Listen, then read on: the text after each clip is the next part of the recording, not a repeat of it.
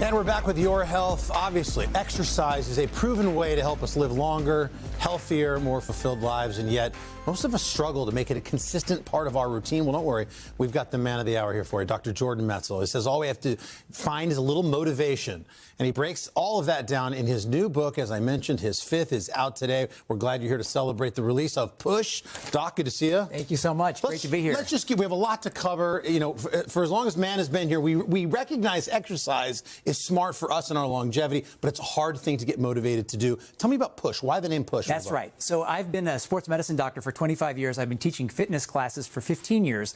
And I've come to the conclusion that everybody has some motivation. They have to learn how to unlock it. So Push is about how to evaluate and maximize your own motivation, how to make yourself and push yourself to be the most motivated version of yourself you can be. All right, so what does it take? Let's just get into it. I mean, why do people struggle to have exercise just stick in their life? Well, there's a lot of reasons. We know that movement is medicine, but as technology has gotten better over years, we move less with each technological advance. So smartphones, people can work from home. They don't have to move. Our body needs movement every single day. You know, one thing for motivation for me is we're all different, right? We need to sell ourselves some sort of bill of goods. I need a carrot out there. I'll even sign up for a triathlon. I'm not even sure if I'm going to do it. Do you find that setting small goals for yourself personally could be that thing that motivates you? Definitely. So the idea of Push also is to give people ways to evaluate and figure out their own motivational tendencies.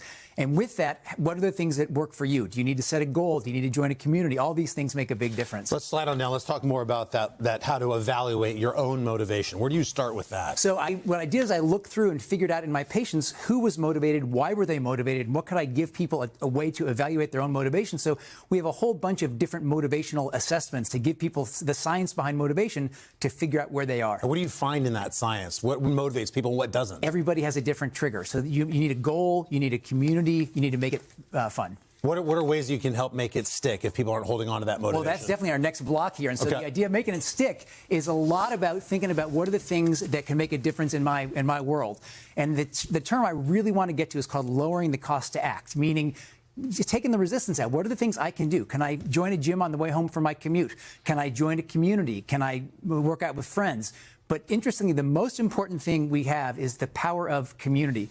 As I mentioned, I've been teaching fitness classes for a number of years, and it's kind of my laboratory. And so we've really put in different. This is a great video from one of our classes a couple summers ago. People are doing reverse planks, which are no fun. Mm-hmm. But the beauty of this is they're keeping the balloons in the air, but they're having a great time doing it. Fun and community make a big difference. Yeah, I think people also, there's a little bit about accountability. We'll slide down and get into our snacking here in a second.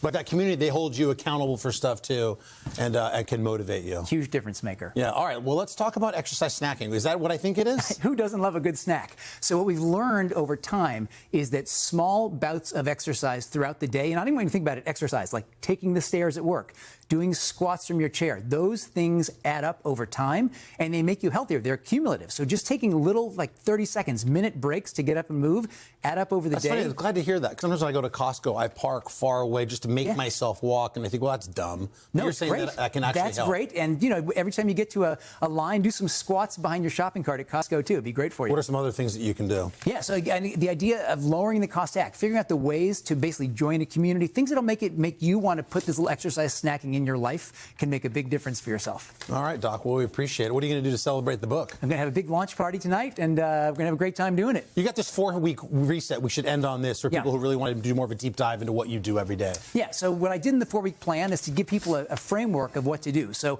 week 1, get started, figure out what you love to do, figure out how to lower your cost to act. Week 2 is I want you to really embrace the experiment. Try something different, maybe something you haven't done before. By the time we get to the next week, I want you to start building confidence with yourself. Get comfortable being uncomfortable. Push is about pushing yourself, and both mentally and physically and physiologically. And then week 4, I want you to be the master of what you're doing. I've been motivating people for a long time, and I hope Push will teach them how to motivate themselves going forward. How about negative self-talk? I use a little bit of that to motivate myself. Is that a bad thing? Whatever works for you. Hey, there you go. That's the right answer. Dr. Metzl, thanks, man. Congrats again on the book. It's called Push, and for an in-depth version of that 4-week plan he just laid out, we invite you to go to today.com. Hey, thanks for watching. And don't forget, you can catch the Today Show every morning on NBC or take Today when you're on the go. Just follow the Today podcast on Apple Podcasts, Spotify, or wherever you listen.